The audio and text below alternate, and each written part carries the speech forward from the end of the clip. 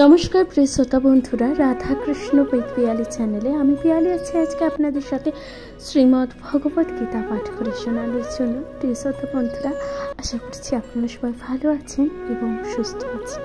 প্রিয় শ্রোতা বন্ধুরা, আজকের আলোচ্য বিষয়বস্তু শ্রীমদ্ ভগবত গীতা 10ম অধ্যায় বিভূতি যোগের 25নং শ্লোক। প্রিয় শ্রোতা বন্ধুরা, আশা করছি তা আপনাদের ভালো লাগবে। অবশ্যই আপনারা কিন্তু শ্রীমদ্ ভগবত গীতা পাঠ অবশ্যই শুনতে থাকবেন। প্রিয় শ্রোতা বন্ধুরা, কমেন্টে লিখতে ভুলে যাবেন না জয় শ্রী রাধা কৃষ্ণ।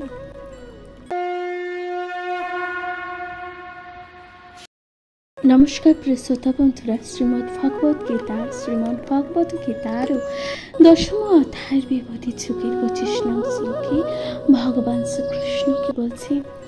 ভগবান বলছেন, মহর্ষি নাং ভৃণ্ঠরহ গিরাম মৎস্যকম খরম যক্ষা নাং জপ যক্ষয় অস্মি স্তাব রানাং হিমালয়।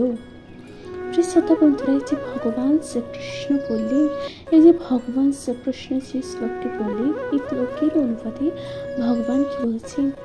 ভগবান শ্রীকৃষ্ণ এই শ্লোকের অনুপাতে বলছে, মহর্ষিদের মধ্যে আমি ভৃঙ্গ, বাক্যসমূহের মধ্যে আমি দিব্য অঙ্গার, যজ্ঞসমূহের মধ্যে আমি জপযজ্ঞ এবং স্থাবর বস্তুসমূহের মধ্যে আমি হিমালয়। এই কথা কি বলছেন? এই কথা বলছেন ভগবান শ্রীকৃষ্ণ। শ্রোতা বন্ধুরা, এরপর তাৎপর্যে কি বলছেন? তাৎপর্যে বলছেন, এই ব্রহ্মাণ্ডের প্রতিটি জীব বা প্রথম জীব ব্রহ্মা বিভিন্ন ধরনের প্রজাপতি বা প্রজাতির সৃষ্টির জন্য কয়েকজন সন্তান সৃষ্টি করেন। তার মধ্যে সেই সন্তানদের মধ্যে সর্বাপেক্ষা শক্তিশালী সন্তান মহান ঋষি ভৃগু। সমস্ত অপ্রাকৃতিক শব্দের মধ্যে ওঙ্কার শব্দরূপে শ্রীকৃষ্ণের প্রতিধ্বনি। সমস্ত যজ্ঞের মধ্যে হরে কৃষ্ণ কৃষ্ণ কৃষ্ণ হরে হরে, হরে রাম রাম রাম হরে হরে জপ করাই সর্বশ্রেষ্ঠ যজ্ঞ। কারণ এই মহামন্ত্র ভগবান শ্রীকৃষ্ণের যে পবিত্রতম প্রকাশ। তাহলে হরে কৃষ্ণ মহামন্ত্র, তাহলে ভগবান শ্রীকৃষ্ণের অত্যন্ত পবিত্রতম প্রকাশ। যজ্ঞ অনুষ্ঠানে কখনো কখনো প্রসবনের নির্দেশও দেওয়া হয়, কিন্তু হরে কৃষ্ণ মহামন্ত্র জপ করার মাধ্যমে অনুষ্ঠিত মহাযজ্ঞে হিংসার কিন্তু কোন স্থান নেই। এটি সবচেয়ে সরল পবিত্রতম যজ্ঞানুষ্ঠান। জগতে যা কিছু পরম মহিমান্বিত সে সবই শ্রীকৃষ্ণের প্রতিনিধি স্বরূপ। তাই এই পৃথিবীর সর্বশ্রেষ্ঠ পর্বত হিমালয় তারই প্রতীক। পূর্ববর্তী শ্লোকে মেরু পর্বতের কথা উল্লেখ করা হয়েছে, কিন্তু মেরু পর্বত কখনো কখনো চলমান, কিন্তু হিমালয় অচল। হিমালয় মেরুর চেয়ে শ্রেষ্ঠ। প্রিয় শ্রোতা বন্ধুরা, তাহলে এখানেই সমাপ্ত হচ্ছে 25নং শ্লোক। আশা করছি তা আপনাদের ভালো লাগছে। অবশ্যই আপনাদের মূল্যবান মতামত দিয়ে জানাতে ভুলে যাবেন না। প্রিয় শ্রোতা বন্ধুরা, পরবর্তী শ্লোক 26নং শ্লোকে ভগবান শ্রীকৃষ্ণ কি বলছেন, আসুন তার যথাযথ ব্যাখ্যা করা যাক। শুনতে থাকবেন শ্রীমদ্ ভগবত গীতা পাঠ।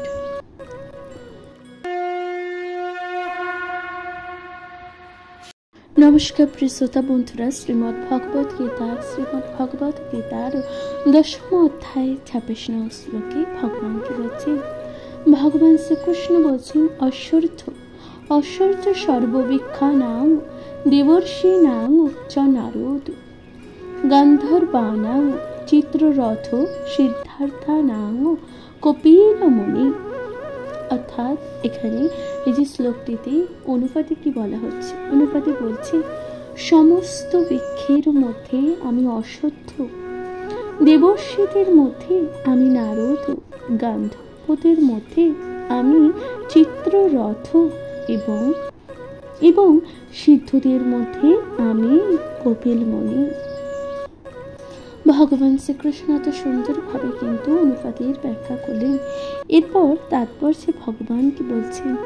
তাৎপর্যে ভগবান বলছেন, বৃক্ষসমূহের মধ্যে অশ্বত্থ সবচেয়ে বিশাল ও সবচেয়ে সুন্দর, এবং ভারতবাসীরা দৈনিক প্রাতকালীন আচার অনুষ্ঠান হিসাবে অশ্বত্থ বৃক্ষের পূজা করে থাকে। দেবতাদের মধ্যে জগতের সর্বশ্রেষ্ঠ ভক্ত রূপে পরিগণিত হয়ে থাকে কে? পরিগণিত থাকেন দেবর্ষি নারদকে, তারা পূজা করে থাকেন। এভাবে নারদ মুনি ভগবানের ভক্তরূপী প্রকাশ। গান্ধর্ব লোকেদের মধ্যে গান্ধর্ব লোকের অধিবাসীরা সঙ্গীত বিদ্যায় পারদর্শী এবং তাদেরও মধ্যে চিত্ররথ শ্রেষ্ঠ সঙ্গীতজ্ঞ। তাহলে যে গান্ধর্ব লোকেদের মধ্যে শ্রেষ্ঠ সঙ্গীতজ্ঞকে চিত্ররথ। সিদ্ধদের মধ্যে দেবহূতি নন্দন কপিল দেব শ্রীকৃষ্ণের প্রতিনিধি। তাকে শ্রীকৃষ্ণের একজন অবতার রূপে গণ্য করা হয় এবং শ্রীমদ্ ভগবদ গীতায় তার দর্শনের উল্লেখ আছে। পরবর্তীকালে আরো একজন কপিল প্রসিদ্ধ লাভ করেন। তবে তার প্রবর্তিত দর্শন নাস্তিক মতবাদ প্রসূত। তাই ভগবত অবতার কপিল থেকে এই যে নাস্তিক ও কপিল সম্পূর্ণ আলাদা একজন মানুষ। প্রিয় শ্রোতা বন্ধুরা, তাহলে এখানেই সমাপ্ত হচ্ছে 26 নং শ্লোক। আশা করছি তা আপনাদের ভালো লাগছে। প্রিয় শ্রোতা বন্ধুরা, শ্রীমদ্ ভগবদ গীতা পাঠ আপনাদের কেমন লাগছে অবশ্যই আপনাদের গুরুত্বপূর্ণ মতামত দিয়ে জানাতে ভুলে যাবেন না। চ্যানেলে প্রথমবার শুনে থাকলে অবশ্যই চ্যানেলটিকে সাবস্ক্রাইব করে দেবেন, লাইক কমেন্ট শেয়ার করে অবশ্যই পাশে থাকবেন। প্রিয় শ্রোতা বন্ধুরা, এর পরবর্তী শ্লোক 27 নং শ্লোকে ভগবান শ্রীকৃষ্ণ কি বলছেন, আসুন তার যথাযথ ব্যাখ্যা করা যাক। শুনতে থাকবেন শ্রীমদ্ ভগবদ গীতা পাঠ।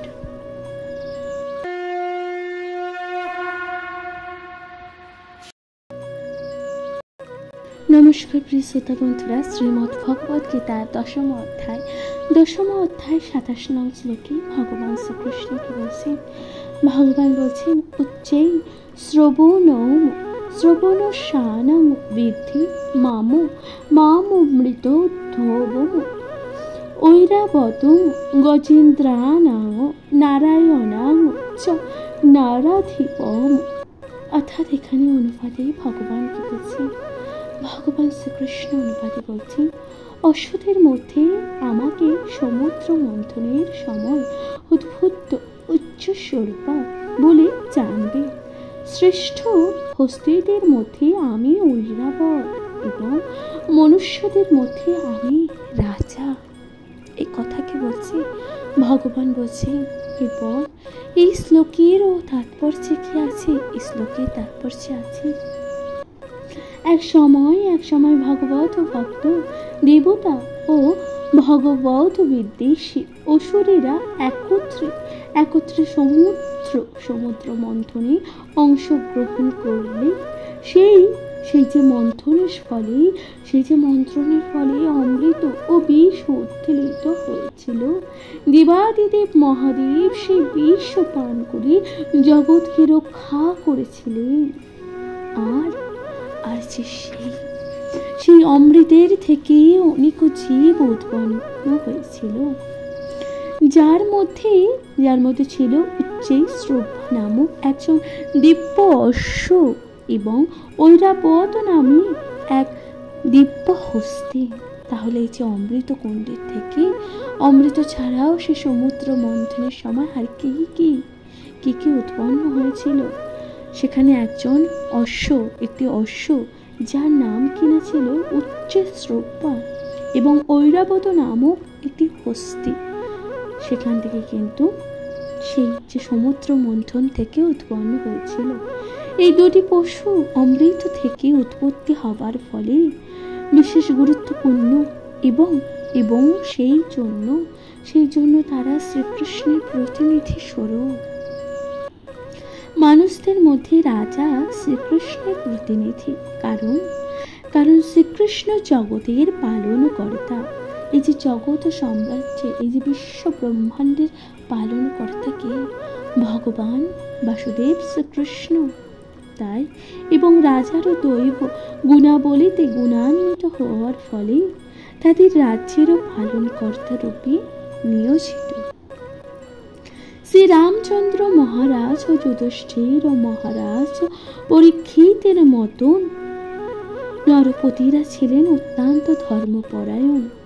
তারা সর্বক্ষণ তাদের প্রজাদের মঙ্গলের কথা চিন্তা করতেন। বৈদিক শাস্ত্রে রাজাকে ভগবানের প্রতিনিধি রূপে বর্ণনা করা হয়েছে। শ্রোতা বন্ধুরা, বৈদিক শাস্ত্রে আমরা কিন্তু জানতে পারি একজন রাজা হচ্ছে ভগবানের প্রতিনিধি, তাই না? এটা আমরা বৈদিক শাস্ত্রে কিন্তু তা জানতে পারি। আধুনিক যুগে ধর্মনীতি কুলুষিত হয়ে যাবার ফলে রাজতন্ত্র ধীরে ধীরে ক্ষয়প্রাপ্ত হয়ে অবশেষে সম্পূর্ণরূপে লুপ্ত হয়ে গেছে। এটি অনস্বীকার্য যে পুরাকালে ধর্মপরায়ণ রাজাদের তত্ত্বাবধানে প্রজারা অনেক বেশি সুখী ছিল। শ্রোতা বন্ধুরা, যে দেখুন এই যে আধুনিক যুগে ধর্মনীতি কুলুষিত হয়ে যাবার ফলে এই যে রাজতন্ত্র ধীরে ধীরে কিন্তু লুপ্ত হয়ে গেছে। আমরা কি আর রাজতন্ত্র দেখতে পাই? তা কিন্তু নয়, তাই না? কিন্তু ভগবান বলছেন সেই রাজতন্ত্র কিন্তু ধীরে ধীরে লুপ্ত হয়ে গেছে। পুরাকালে এই যে ধর্মপরায়ণ যে সকল রাজারা ছিলেন, রাজাদের তত্ত্বাবধানে যে সকল প্রজারা ছিলেন, তারা কিন্তু অনেক বেশি সুখী ছিল, তাই না? প্রিয় শ্রোতা বন্ধুরা, শ্রীমদ্ ভগবদ গীতা পাঠ আপনাদের কেমন লাগছে অবশ্যই আপনাদের গুরুত্বপূর্ণ মতামত জানাতে ভুলে যাবেন না। প্রিয় শ্রোতা বন্ধুরা, শ্রীমদ্ ভগবদ গীতা পাঠ অবশ্যই শুনতে থাকবেন। অবশ্যই আপনাদের গুরুত্বপূর্ণ মতামত দিন। এর পরবর্তী শ্লোক 28 নং শ্লোকে ভগবান কি বলছেন, আসুন তাদের যথাযথ ব্যাখ্যা করা যায়। শুনতে থাকবেন শ্রীমদ্ ভগবদ গীতা পাঠ।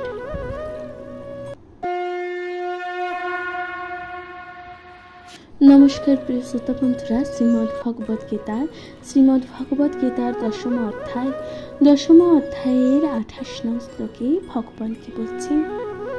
ভগবান শ্রীকৃষ্ণ বলছেন, আয়ুধানা মহ বস্ত্র ধেনুম অস্মি কামধর্কু প্রজম अस्मि কন্দর্প স্বর্ণাপ अस्मि বাসুকি। ভগবান শ্রীকৃষ্ণ অনুবাদে কি বলছেন? এই যে শ্লোকটি ভগবান বললেন, এর অনুবাদে ভগবান কি বলছেন?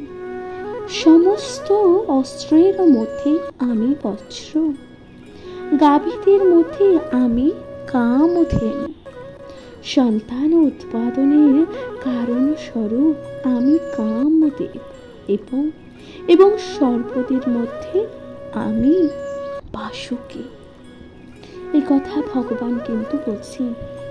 তাৎপর্যে ভগবান শ্রীকৃষ্ণ কি বলছেন? তাৎপর্যে ভগবান বলছেন যে বাস্তবিক ও অসীম শক্তিশালী অস্ত্র বজ্র শ্রীকৃষ্ণের শক্তির প্রতিনিধিত্ব করে।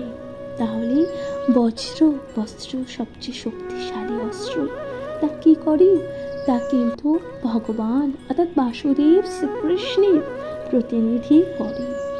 চিন্ময় জগতের কৃষ্ণ লোকে গাভীদের যে কোনো সময় দহন করলে ইচ্ছা মতো যে কোনো পরিমাণে দুধ পাওয়া যায়।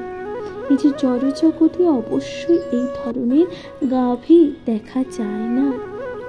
কিন্তু কিন্তু কৃষ্ণ লোকে তাদের উপস্থিতি বর্ণনা পাওয়া যায়। শ্রীকৃষ্ণের এই প্রকার বহু গাভী রয়েছে। এই প্রকার কিন্তু বাসুদেব শ্রীকৃষ্ণের অনেক গাভী আছে এবং তাদেরকে বলা হয় সুরভি। বর্ণিত আছে যে সুরভি গোচারণে ভগবান স্বয়ং নিয়োজিত থাকে। কন্দর্প হচ্ছে কামদেব। কামদেব যার প্রভাবে সুসন্তান উৎপন্ন হয়। তাহলে কামদেব কে ছিলেন? কামদেব হচ্ছে কামনার দেবতা। এই কামদেবের জন্যই সুসন্তান উৎপন্ন হয়। তাই ভগবান বলছেন যে তাই এই যে কন্দর্প শ্রীকৃষ্ণের প্রতিনিধি। ইন্দ্রিয় তৃপ্তির জন্য যে কাম, তা কখনোই শ্রীকৃষ্ণের প্রতিনিধিত্ব করে না। কিন্তু সুসন্তান উৎপাদনের জন্য কামকে বলা হয় কন্দর্প এবং তিনি শ্রীকৃষ্ণের প্রতিনিধিত্ব করেন। শ্রোতা বন্ধুরা, তাহলে এখানে সমাপ্ত হচ্ছে 28 নং শ্লোক। আশা করছি তা আপনাদের ভালো লাগছে। শ্রোতা বন্ধুরা, শ্রীমদ্ ভগবদ গীতা পাঠ আপনারা কে কোথা থেকে শুনছেন অবশ্যই আপনাদের গুরুত্বপূর্ণ মতামত জানাতে ভুলে যাবেন না। শ্রোতা বন্ধুরা, পরবর্তী শ্লোক 29 নং শ্লোকে ভগবান শ্রীকৃষ্ণ কি বলছেন শুনতে যথাযথ ব্যাখ্যা করা যাক। শুনতে থাকবেন শ্রীমদ্ ভগবদ গীতা পাঠ।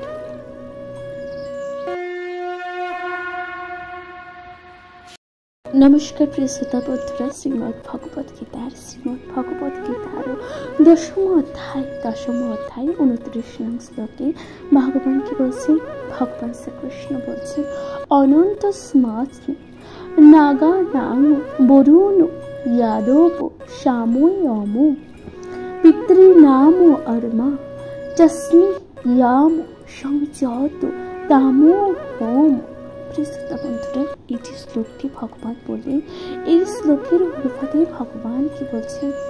ভগবান শ্রীকৃষ্ণ বলছেন, সমস্ত নাগদের মধ্যে আমি অনন্ত। এই যে সমস্ত নাগদের মধ্যে আমি অনন্ত এবং সমস্ত জলচরদের মধ্যে আমি বরুণ, পিতৃদের মধ্যে আমি আর্যমা এবং দণ্ডদাতাদের মধ্যে আমি ইয়াম। ভগবান এই যে সকল কিছুর মধ্যে ভগবানই সর্বশ্রেষ্ঠ। তাহলে সর্বশ্রেষ্ঠকে বাসুদেব শ্রীকৃষ্ণ। শ্রোতা বন্ধুরা, তাৎপর্যকে বলা হয়েছে, দেখুন এখানে তাৎপর্য বলা হচ্ছে বহু ফণাধারী নাগেদের মধ্যে অনন্ত নাগ শ্রেষ্ঠ। এই যে ফণাধারী, অনেক ফণাধারী নাগেদের মধ্যে কি শ্রেষ্ঠ? অনন্ত নাগ। তেমনি সমস্ত জলচরদের মধ্যে বরুণ শ্রেষ্ঠ। তারা উভয় শ্রীকৃষ্ণের কিন্তু প্রতিনিধি। পিতৃ বা পূর্বপুরুষদের একটি গ্রহলোক আছে এবং সেই সঙ্গে সেই গ্রহের অধিষ্ঠাতা দেবতা হচ্ছেন আর্যমা, যিনি শ্রীকৃষ্ণের প্রতিনিধি। পাপীদের যারা দণ্ড দেন, পাপীদেরকে দণ্ড দেন, তাদের বলা হয় যমরাজ। ইয়াম, অথচ পাপীদের দণ্ড দেয় স্বয়ং যমরাজ। এই পৃথিবীর নিকটে যমালয় অবস্থিত। মৃত্যুর পর পাপীদের সেখানে নিয়ে যাওয়া হয় এবং যমরাজ নানানভাবে তাদের শাস্ত্রের বিধান দেয়, তাই না? শ্রোতা বন্ধু, সকল মানুষের যখন মৃত্যু হয়, যখন সে ব্যক্তি দেহত্যাগ করে, তখন তাকে কোথায় নিয়ে যাওয়া হয়? যমলোকে, এবং তাকে তখন নানান রকম শাস্তির বিধান দেওয়া হয় কিন্তু, তাই না? শ্রোতা বন্ধুরা, তাহলে এখানে সমাপ্ত হচ্ছে 29 নং শ্লোক। এরপর ভগবান শ্রীকৃষ্ণ কি বলছেন? শ্রোতা বন্ধুরা, শ্রীমদ্ ভগবদ গীতা পাঠ আপনাদের কেমন লাগছে অবশ্যই আপনাদের গুরুত্বপূর্ণ মতামত দিয়ে জানাতে ভুলে যাবেন না। এর পরবর্তী শ্লোক অর্থাৎ 30 নং শ্লোকে ভগবান কি বলছেন আসুন তার যথাযথ ব্যাখ্যা করা যাক। শুনতে থাকবেন শ্রীমদ্ ভগবদ গীতা পাঠ।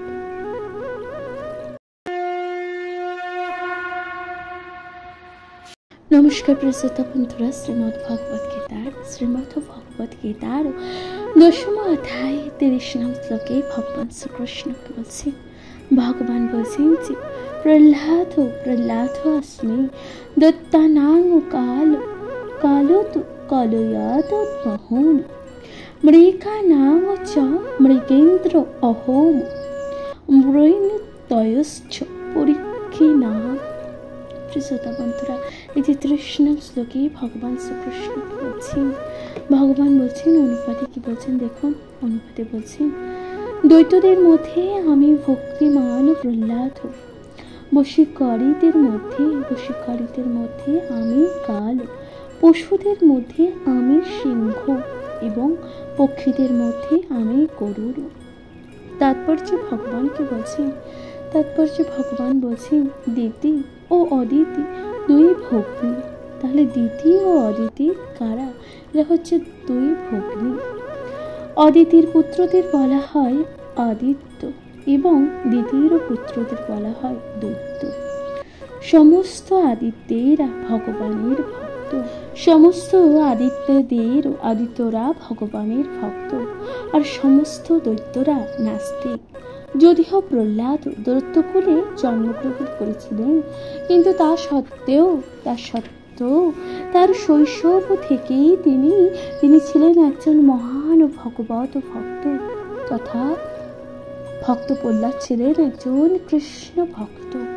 তার ভক্তি ও দৈব গুণাবলীর জন্য তাকে শ্রীকৃষ্ণের প্রতিনিধি রূপে গণ্য করা হয়। বশীকরণের জন্য বিভিন্ন ধরনের নিয়মও আছে, কিন্তু কালী জড় ব্রহ্মাণ্ডেরও সবকিছুই বশ করে। তাই কাল ও শ্রীকৃষ্ণের প্রতীক। জন্তুদের মধ্যে সিংহ সবচেয়ে শক্তিশালী ও হিংস্র।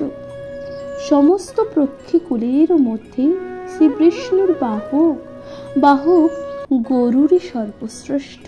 শ্রোতা বন্ধুরা, তাহলে এই যে সকল পশু, সকল মানুষ তথা সকল বস্তুর মধ্যে ভগবান কিন্তু আছে, ভগবান কিন্তু সকল কিছুর মধ্যে বিরাজমান। শ্রোতা বন্ধুরা, আশা করছি তা আপনাদের ভালো লাগছে। এর পরবর্তী শ্লোক অর্থাৎ 31 নং শ্লোকে ভগবান শ্রীকৃষ্ণকে বলছেন, আসুন তার যথাযথ ব্যাখ্যা করা যাক। শুনতে থাকবেন শ্রীমদ্ ভগবত গীতা পাঠ।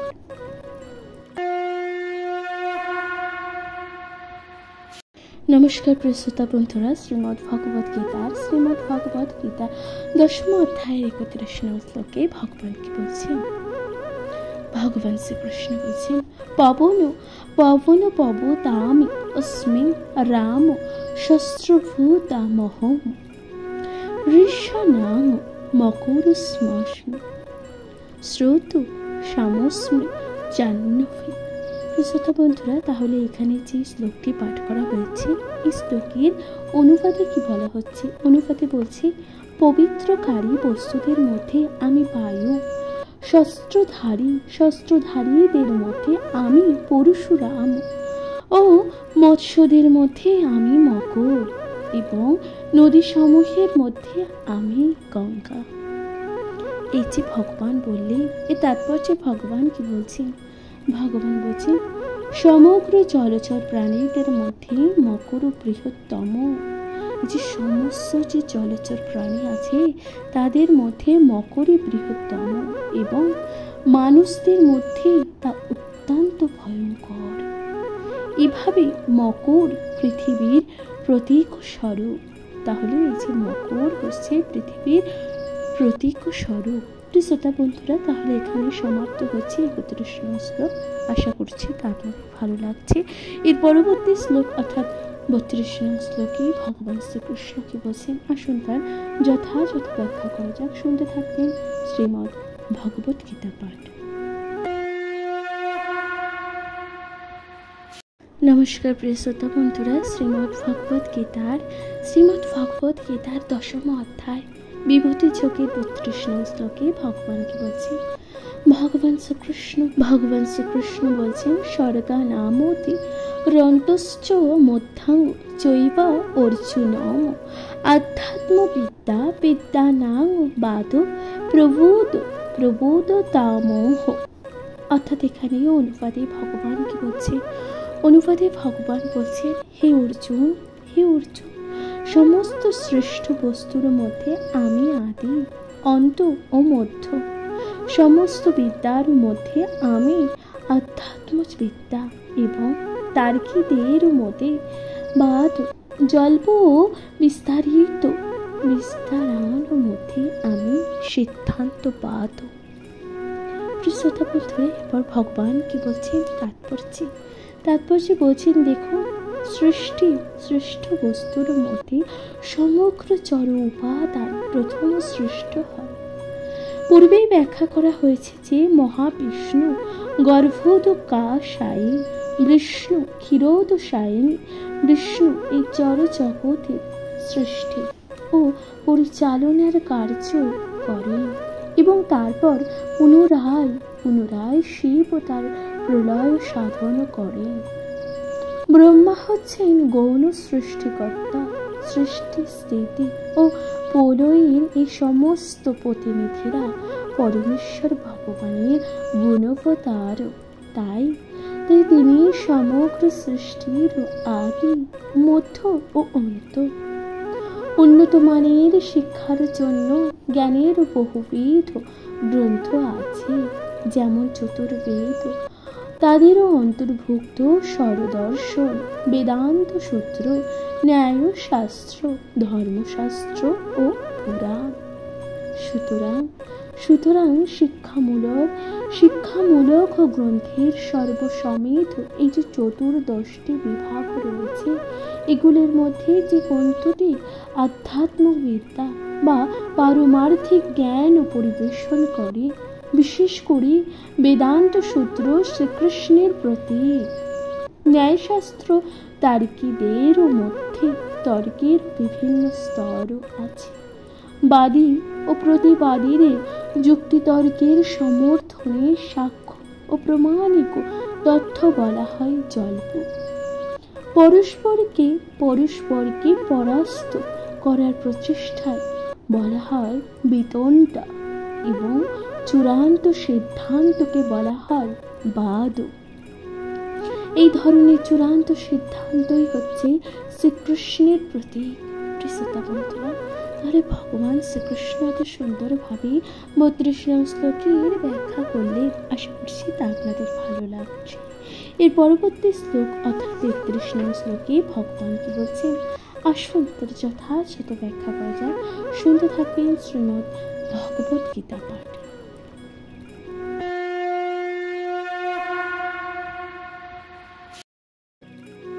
নমস্কার প্রিয় শ্রোতা বন্ধুরা, শ্রীমদ্ ভগবত গীতার 10ম অধ্যায় 33 নং শ্লোকে ভগবান কি বলছেন?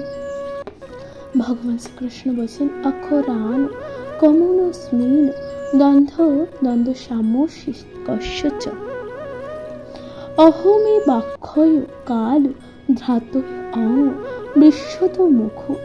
শ্রোতা বন্ধুরা, এই যে শ্লোকটি ভগবান বললেন, এর অনুবাদে ভগবান কি বলছেন? ভগবান বলছেন, সমস্ত অক্ষরদের মধ্যে আমি অকাল, সমাস সমূহের মধ্যে আমি দ্বন্দ্ব সমাজ এবং সংহারকারীদের মধ্যে আমি মহাকাল এবং স্রষ্টাদের মধ্যে আমি ব্রহ্মা। একথা ভগবান বলছেন। তাৎপর্যে ভগবান কি বলছেন? ভগবান বলছেন, সংস্কৃত বর্ণমালার প্রথম অক্ষর অকার, বৈদিক সাহিত্যের প্রথম অক্ষর। অকার ছাড়া কোনো শব্দের উচ্চারণ সম্ভব নয়। তাই অকার শব্দের সূত্রপাত। সংস্কৃতে একাধিক শব্দের সমন্বয় হয়, যেমন রাম ও কৃষ্ণ। একে বলা হয় দ্বন্দ্ব। রাম ও কৃষ্ণ এই দুটি শব্দই ছন্দরূপ একই রকম, তাই তাকে বলা হয় দ্বন্দ্ব সমাসও বলা হয়। সমস্ত বিনাশকারীদের মধ্যকালই হচ্ছে চরম, কারণ কালের প্রভাবে সবকিছুই বিনাশ হয়। কাল শ্রীকৃষ্ণের প্রতিনিধি। সুতরাং কালক্রমে এক মহা অগ্নি প্রলয়ের সমস্ত সৃষ্টি ও ধ্বংস হয়ে যাবে। যে সমস্ত জীবেরা সৃষ্টি কার্যে নিযুক্ত তাদের মধ্যে চতুর্মুখ ব্রহ্মাই প্রধান। তাই তিনি ভগবানের শ্রীকৃষ্ণের একজন প্রতিনিধি। তাহলে এখানে ভগবানের প্রতিনিধি মাত্রই সকল কিছু, তাই না? তাই এখানে কিন্তু সুন্দরভাবে বর্ণনা করা হচ্ছে। প্রিয় শ্রোতা বন্ধুরা, এখানেই সমাপ্ত হচ্ছে 33 নং শ্লোক। আশা করছি তা আপনাদের ভালো লাগছে। প্রিয় শ্রোতা বন্ধুরা, শ্রীমদ্ ভগবত গীতা পাঠ আপনাদের কেমন লাগছে অবশ্যই আপনাদের গুরুত্বপূর্ণ মতামত জানাতে ভুলে যাবেন না। চ্যানেলে প্রথমবার শুনে থাকলে অবশ্যই চ্যানেলটিকে সাবস্ক্রাইব করে দেবেন, লাইক করুন, শেয়ার করে পাশে থাকবেন। প্রিয় শ্রোতা বন্ধুরা, শ্রীমদ্ ভগবত গীতা পাঠ যা প্রতিটি জীব তথা প্রতিটি সনাতন ধর্মের মানুষ এবং সর্বোপরি সকলের অবশ্যই পড়া বা জানা উচিত। প্রিয় শ্রোতা বন্ধুরা, শ্রীমদ্ ভগবত গীতা পাঠ আপনাদের কেমন লাগছে অবশ্যই আপনাদের গুরুত্বপূর্ণ মতামত জানাতে ভুলে যাবেন না। আজকের মতো জানাচ্ছি এখানে বিদায়। ভালো থাকবেন, সুস্থ থাকবেন, সুস্থ থাকবেন। শ্রীমদ্ ভগবত গীতা পাঠ। নমস্কার। জয় শ্রী রাধা কৃষ্ণ।